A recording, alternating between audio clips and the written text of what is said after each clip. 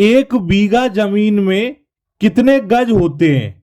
देखिए, ये एक ऐसा सवाल है जिसका आंसर बता पाना थोड़ा सा कठिन है, लेकिन मैं आपको एक ऐसा तरीका बता दूंगा जिससे आप पूरी जिंदगी भर कभी भी नहीं भूलोगे। बस इस वीडियो को ध्यान से देख लीजिए। देखिए, हमारे भारत में अलग अलग राज्यों में जगह को अलग अलग तरीके से नापा जाता है। उत्तर प्रदेश में एक बीघा में 27,225 वर्ग फुट होते हैं। देखिए, मैं यहां आपको एक और चीज समझा देता हूं। जैसे मान लीजिए ये कोई एक जमीन का टुकड़ा है, तो इसमें दो साइड होती हैं। पहली होती है लंबाई और दूसरी होती है चौड़ाई।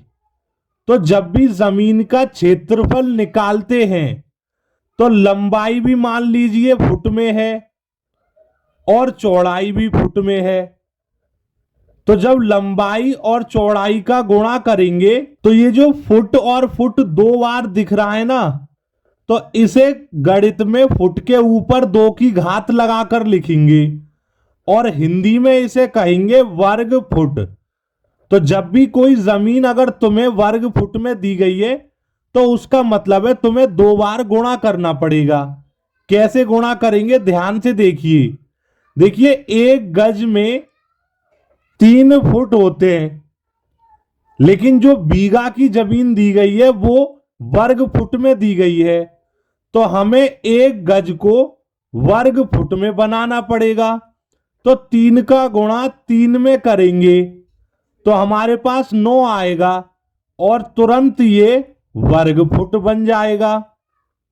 तो आप ऐसे कह सकते हो, एक वर्ग गज में 9 वर्ग फुट होते हैं। अब हमें सिर्फ ये पता करना है एक बीघा में कितने गज होंगे। तो अभी हमने निकाला था एक बीघा में 27,225 वर्ग फुट होते हैं, और अभी हमने पता किया है एक गज में 9 वर्ग फुट होते हैं।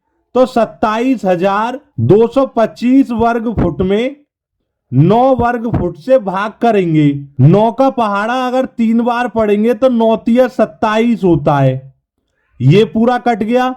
अब बचा 225। 9 का भाग 2 में कर नहीं सकते तो 0 लगाएंगे। अब हमें 9 का भाग 22 में करना है।